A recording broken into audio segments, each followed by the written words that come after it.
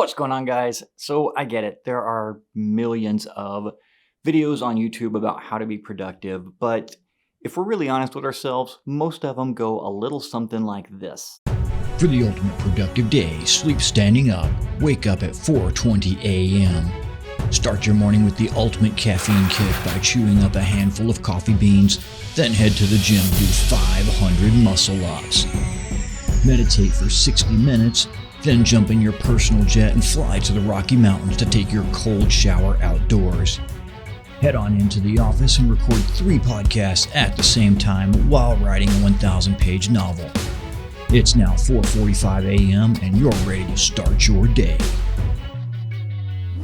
But look, that's fine. Like, if that's your jam, then go for it. But odds are, if that video just described you, you're probably not on the internet looking for productivity videos. So in this video, I'm going to show you how I build my day and set it up to be a productive day. And I'm going to show you the technique that I've used for years and years to publish hundreds of videos and teach thousands of people how to write code and do DevOps stuff. And I've used these same skills to build successful startups and successful software engineering teams. And it's actually pretty simple. I think you'll be surprised at how easy it is. So let's just go jump into it.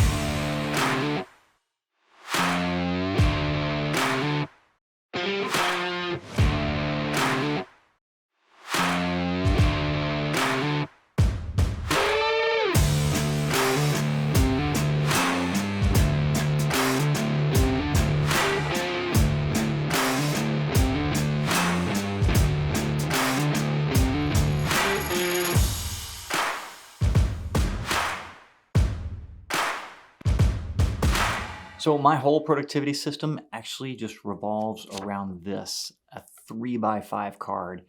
And I get it. There are apps that will do this and websites that will do this, and I've tried all of them, but none of them work for me except for this. So it's actually rare that you will ever find me without my daily card beside me. And what I put on here is I put 5 things that have to get accomplished today.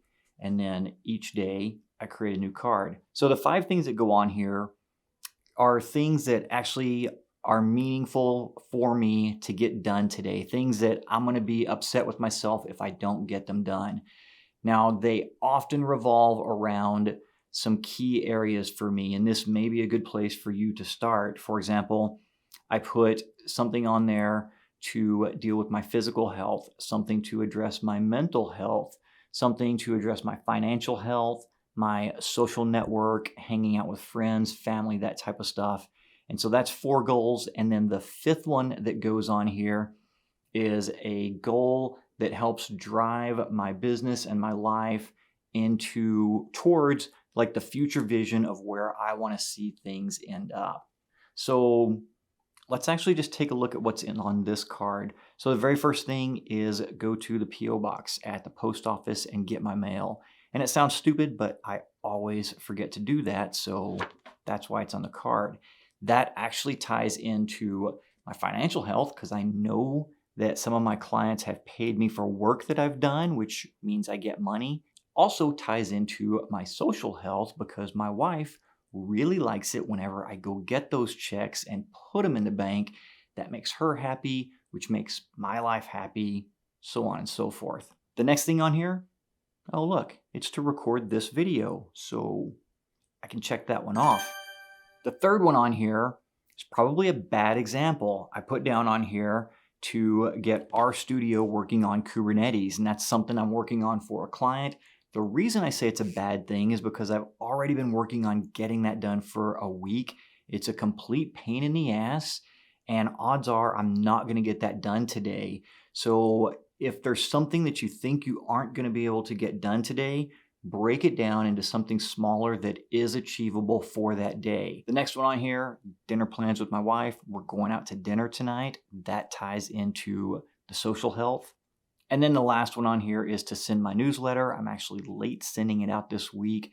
And that goes out to my email list, which helps grow my business. By the way, if you're not on my newsletter, if you head over to DevOpsForDevelopers.io/roadmap, you'll get the DevOps 2022 roadmap, and you'll also get added to my newsletter that I send out weekly, filled with tips and tricks on how to grow and advance your career. So now here's where the magic comes in. As I complete these tasks, I check them off. When all 5 things are checked off on here, I'm technically done for the day, and I get to consider today a win. So whenever I finish these and get them all done, I'll go up on my whiteboard here and I'll put a black square over today's date. And then over time, I'll get this sequence of black squares going. And then that just gives me additional motivation to continue getting my daily checklist done so that I don't have to leave an empty square up on my board there. Now, it probably goes without saying, but I'm going to say it anyway. If every day you're finishing your 5 tasks by like 10 a.m., then you probably should be thinking about what you're putting on there and make sure that you're not just putting fluff items on there for the sake of checking them off. These should all be things that address the key pillars of your life: your financial health, your physical health, mental health, social health, and then a goal that drives your life towards the place that you see yourself being in the future. And then the last thing is, at the very end of my day, I will prepare tomorrow's card. It's really important for me to make sure that I do that at the end of today rather than trying to make something up first thing in the morning, because I found if I wait until the morning to do that, then I end up putting stupid stuff down that's not really meaningful. If I do it at the end of the day, I can take some time to stop, think about it, plan it, and have a good list of tasks for tomorrow. So that's how I schedule my day. One other thing I do, because this has plagued me for years, when I get to my desk and I sit down to start work, there's always like this kind of like ramp up period where I try to figure out where I left off yesterday and what I need to do first thing today. So the way I get around that is if I'm writing code, I will write a broken test, right? So I'll come in and I will see that there's a failed test there, and then that instantly reminds me of what I'm doing, and I can immediately start writing the code to get that test to pass. And so that just gets me up and running as soon as I sit down at my desk. If I'm not writing code, I will often leave a to-do comment on whatever I'm working on, saying, hey, here's what you were doing. Jump back on it by starting to do this, and just leave a little note to future Will, because if I don't do that, then I'll sit down, stare at my computer, try to remember what I was supposed to be doing, but that generally only lasts like 15 to 20 seconds before I go and open up Twitter or something and end up going down this dark hole of wasting time. So here's the big takeaway. This is a process of trial and error. What I do probably won't work for you verbatim.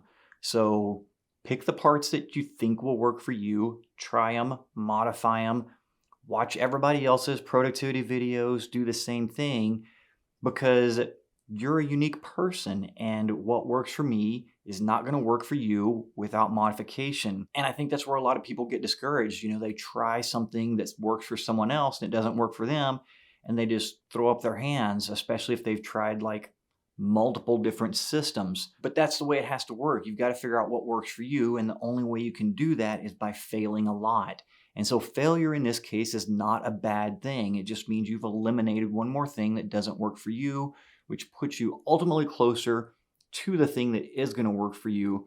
And I can promise you that is worth the time and effort that it takes, because in figuring this out, you are going to start making progress on your goals. You're going to start seeing changes in how productive you are, which in turn is going to lower your anxiety. It's going to lower your stress level, and it's going to put you in a calm place where you feel like you have control and actually feel like you have the bandwidth to take on those bigger goals that you really want to tackle, but you don't think that you can hit them right now because you've got so much other stuff going on, which may include, addressing big changes in your physical fitness or in your mental health, or, taking a course to learn a new programming language, or could involve downloading the DevOps 2022 roadmap guide and starting to build your DevOps skills in addition to your existing skill set which you can do at devopsfordevelopers.io/roadmap, and that is a /, not a /. So go do that, check out the next video, and I will see you there.